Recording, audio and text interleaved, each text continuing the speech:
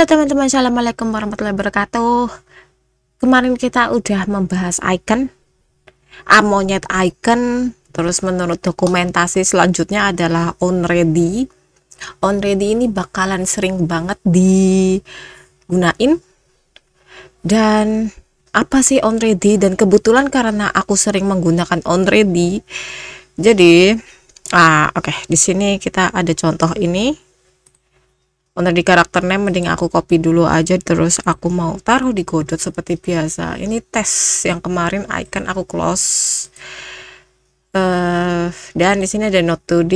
Kemarin kita udah belajar tentang si car properties bla bla bla, export ini. Aku mau ini aja. Aku mau kasih hashtag kayak gini, terus biar kayak gini aja, biar kita ingat kemarin kita udah belajar ekspor. Nah, jadi kita selanjutnya belajar yang namanya onReady. onReady seperti yang lainnya, aku mau taruh di atas function. Di sini onReady var karakter name sama dengan label.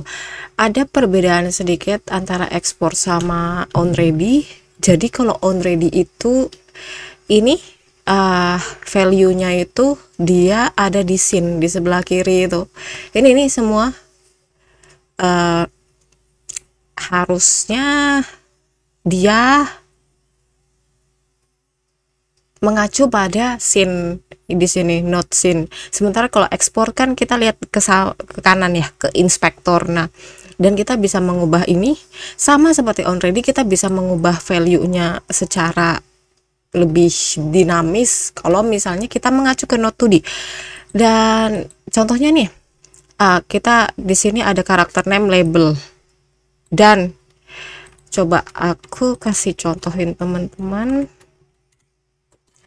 Hashtag pas, terus aku mau print di sini, aku nyalain, dan aku mau coba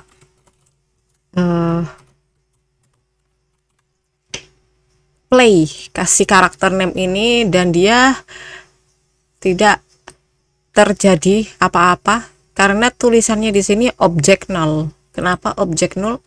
Karena nggak ada yang namanya si label ini. Dan kalau misalnya teman-teman pengen tahu ini label, maksudnya supaya si karakter name itu nggak nol, nggak ada objeknya gitu, ada node-nya, tinggal drag aja kayak gini teman-teman tuh.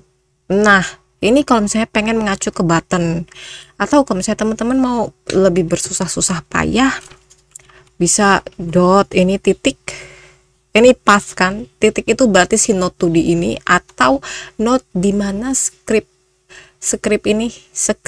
tes ini ditempel itu titik ini kayak gini, itu namanya mengacu ke Node2D yang ini. Sementara itu misalnya aku mau ngacu ke sprite 2D, nah berarti dia yang ini.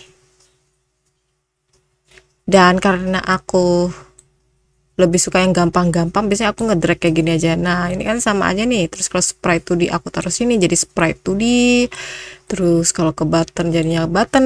Nah, dan kalau misalnya aku play lagi di sini bakal mengacunya ke button dan nggak nol lagi.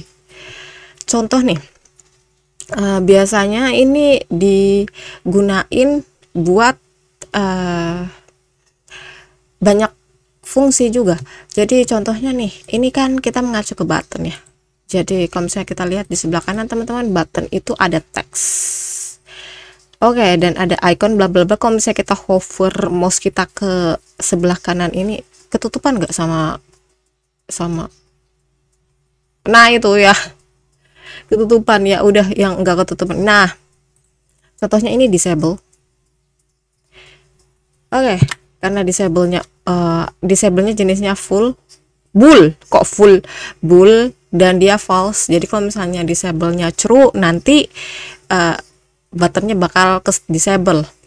Nah, coba buat contoh kita mengacu ke disable ya. Ini bisa dicoba semua teman-teman, tinggal di hover aja, ada clip contents. Jadi oke, balik lagi kita ke disable. Aku mau hashtag dulu di sini, terus aku mau tulis karakter name, ini variannya kan titik.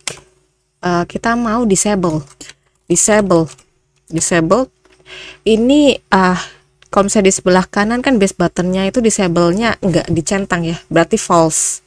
Kita coba ngecentangnya dari script, jadi aku tulis true.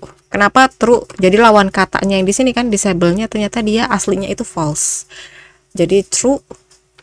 Seharusnya kita udah nggak bisa ngeklik si button lagi ini tuh nih, aku ngeklik ya ini dan tidak terjadi apa-apa. Coba kalau misalnya aku pas, atau dalam artian tidak terjadi apa-apa ya, disable-nya tidak on.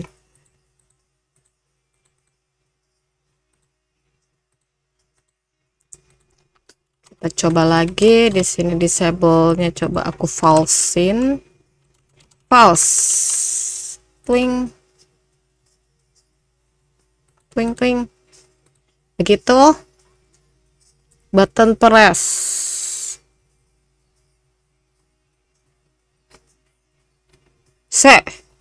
Dudul, pantesan aku bingung kok buttonnya kemana, ternyata yang aku klik itu adalah sprite. Nah ini teman-teman maksud aku, ini button dia tuh, kalau sprite itu yang ini. Nah betapa dudulnya diriku. Oke, sekarang kita udah mempunyai objek yang pantesan kok aku bingung nih. Kita ceruin ya, disable-nya kita ceruin, tring. Nah dia nggak bisa diklik, cuman ada kelihatan ada bekas pengeklikan tapi tidak terjadi apa-apa gitu. Coba kalau aku false-in, false.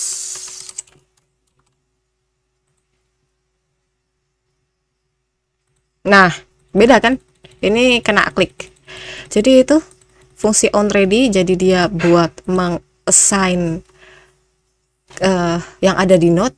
Jadi node apapun yang ada di scene yang udah ready gitu, jadi pakainya onReady. Sementara kalau misalnya ada perbedaan, misalnya nih var export ya, ini perbedaan sama export misalnya nih var karakter export, bisa kita let's say button. Nah padahal ini sama-sama button kan, sama-sama button, tapi kalau misalnya kita lihat di notes sini tuh kelihatan ada buttonnya, dia mengacu ini button yang mana gitu. Jadi sebenarnya kita bisa pakai export juga jadi onReady, tapi ini harus nge-assign button dan lebih dinamis memakai ya. Pokoknya kalau misalnya teman-teman mau berganti button antara, apalagi kan free-nya ini kan kadang-kadang tuh misalnya buttonnya jadi anak sprite 2D kayak gini, nanti si karakter name ini nih, ini kan udah beda nih, buttonnya anak dari sprite 2D, jadi otomatis nih bedanya kalau misalnya aku drag ke sini sprite 2D bukan dollar button lagi kan, karena dari hierarkinya itu udah beda. Dan ketika kita play dia error karena dia nggak tahu button itu yang mana, udah di call aja gitu, salah nih, bukan ini buttonnya gitu. Sementara coba kita pakai karakter export. Kalau karakter export karena dia udah mengacu pada node yang sama, gimana pun juga dia si button ini dia tetap mengacu ke button yang sama. Begitu, itu untuk onReady dan export bedanya teman-teman. Sampai jumpa. Debuggernya kenapa nih? Ada yang error. Nih, not found. Ada tulisannya tapi masih bisa di play. Itu kalau export. Oke, teman-teman. Itu semua tentang onReady. Sampai jumpa di video selanjutnya. Wassalamualaikum warahmatullahi wabarakatuh.